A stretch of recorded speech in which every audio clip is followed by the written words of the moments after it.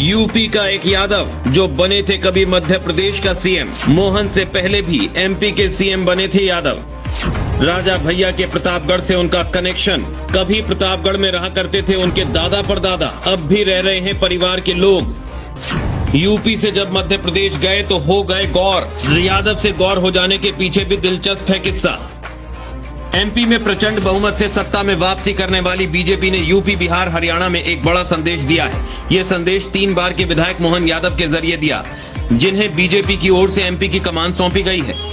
इस हैरत भरे फैसले से बीजेपी ने महत्वपूर्ण सियासी समीकरण तय किए हैं। एमपी के पड़ोसी राज्य होने की वजह से लोकसभा चुनाव से पहले यह संदेश और भी अहम साबित हो जाता है।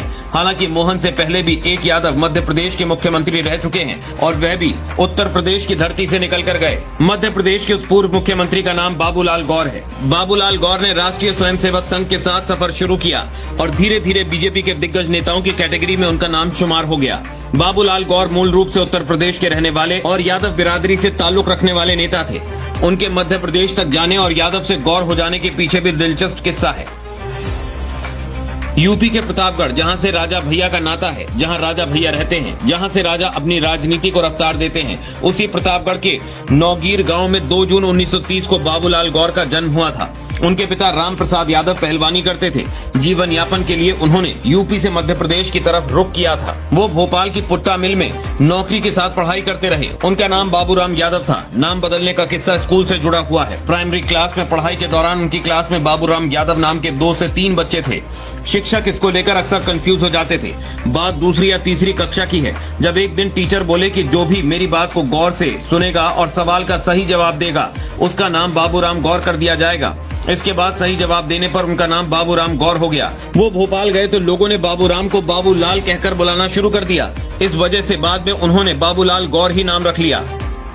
बाबूलाल गौर ने किशोरावस्था से ही संघ की शाखाओं में जाना शुरू कर दिया था। मिल में नौकरी के दौरान वो ट्रेड यूनियन में भी सक्रिय हुए। वो आपातकाल के दौरान करीब 1.5 साल तक जेल में भी रहे। 1974 में वह भोपाल दक्षिण की सीट पर हुए उपचुनाव में पहली बार जीतकर विधायक निर्वाचित हुए। 1977 में गोविंदपुरा सीट से जीते और फिर लगातार 8 बार तक विधायक निर्वाचित होते रहे। बाबूलाल गौर मध्य प्रदेश में भाजपा की सरकार में कैबिनेट मंत्री और विधानसभा में नेता प्रतिपक्ष की भूमिका में रह चुके थे। मध्य प्रदेश में 2003 के विधानसभा चुनाव में बीजेपी ने उमा भारती की अगुवाई में बड़ी जीत हासिल की। उमा मुख्यमंत्री बनी, लेकिन फिर अचानक 10 साल पुराने सांप्रदायिक तनाव के एक मामले में ऐसे हालात पैदा किए कि उमा भारती को कुर्सी छोड़नी पड़ी। उनके खिलाफ अरेस्ट वारंट जारी हुआ। आला कमान के फैसले के बाद बाबूलाल गौर ने 74 साल की उम्र में राज्य के नए मुख्यमंत्री की जिम्मेदारी संभाली। इसके बाद अगस्त 2004 से लेकर नवंबर 2005 तक मध्य प्रदेश के मुख्यमंत्री भी रहे। लंबी बीमारी के बाद अगस्त 2019 में उन्होंने भोपाल के नर्मदा अस्पताल में अंतिम सांस ली।